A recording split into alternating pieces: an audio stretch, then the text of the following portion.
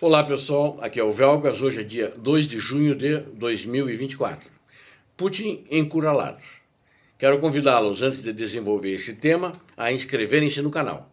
Conto com vocês. Muito obrigado.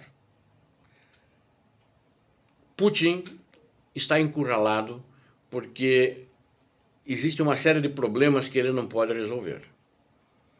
E agora, na minha análise, é um ponto de virada para a Ucrânia, porque os Estados Unidos da América, a Alemanha, a França e o Reino Unido deram a permissão para que as armas de longo alcance que estão na Ucrânia, que eles estão fornecendo na Ucrânia, possam ser utilizadas dentro do território da própria Rússia, ou seja, podem ser usadas para atirar de longo alcance dentro da Rússia. Isso aconteceu recentemente. Por último, foi os Estados Unidos que deram. Há mais uma semana já, os outros países já tinham dado uma semana e um pouco mais.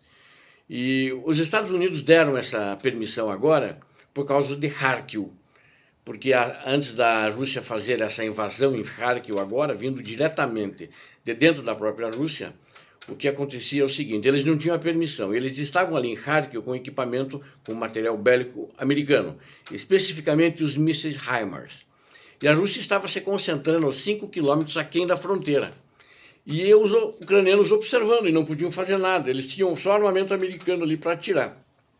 E eles respeitaram a orientação do Biden para não usar esse... Mas daí foram reclamar que não usaram esse armamento para desmanchar essas formações russas dentro da própria Rússia. Que uma estratégia militar deveriam atacar onde as tropas já estavam se concentrando.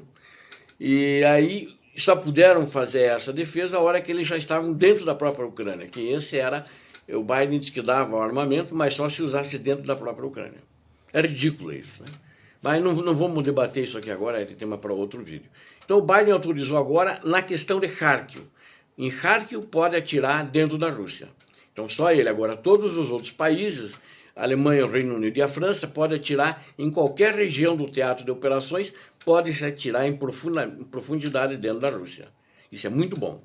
Então esse é o ponto de virada na realidade. Acho que a Ucrânia vai ter um grande ganho com isso e vai poder fazer mais baixas para as tropas russas, sem dúvida nenhuma. A Rússia já estava ameaçando antes de ter essa autorização, porque sentia que ia ter, havia manifestações de diplomatas e dos dirigentes desses países, e estava ameaçando, como sempre, fazendo a chantagem nuclear. E não surtiu efeito e eles autorizaram. A Rússia, na realidade, ela sempre dá resposta. E quando acontece um fato desses, ela dá respostas cruéis. E a Rússia, na realidade, é especialista em atacar inocentes, ela mata civis. Como aconteceu em Kharkiv, eles atacaram uma grande loja de departamentos de materiais de construção, onde tinha mais de 200 pessoas. Eu fiz um vídeo específico sobre isso, mas estou dando apenas como exemplo, não vou comentar esse incidente. Mas sempre ela ataca em todas as cidades da Ucrânia, ela ataca em profundidade, ela ataca hospitais, maternidades, apartamentos, casas, prédios em geral, né? Ela ataca escolas, ela ataca bibliotecas, e ela ataca pontos sobre a cultura ucraniana que ela quer destruir, ou seja, sempre cometendo crimes de guerra, né? Crimes contra a humanidade, inclusive. Então esse é um fato e ela está sempre se vingando. Não acredito que ela vá usar armas nucleares, de acordo com as suas ameaças, até porque tem os seguintes fatos. Armas nucleares não é só ela que tem. Os Estados Unidos da América, a França e o Reino Unido também têm, que somadas dão mais do que as ogivas nucleares da Rússia, desses 3 países apenas. Então o Putin não iria se arriscar a jogar armas nucleares, nem sobre eles e nem dentro da própria Ucrânia, porque ele já foi avisado que se fizer isso, vão ser atacados com armas nucleares e a Rússia será varrida no mapa. Então ele não tem interesse de entrar para a história como aquele que acabou ele mesmo com a própria Rússia. Tem outros fatores, né? Geopolíticos, né? O exército da OTAN, que é de todos os países, é um exército poderoso e já se viu que o armamento que eles fornecem à Ucrânia, que esse exército tem também, porque é ele que fornece, eles são melhores que os equipamentos russos, sem dúvida nenhuma. O PIB dos países da OTAN é mais de 100 vezes maior que o PIB da Rússia. A Rússia nunca foi uma potência econômica.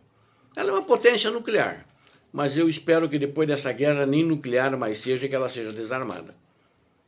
Porque ela sempre foi uma potência, não digo uma potência, mas um país regional que queria fazer influência sobre outros países, escravizar como fez na União Soviética. Ela escravizou os países que estavam atrás da cortina de ferro, ou seja, estavam com ela.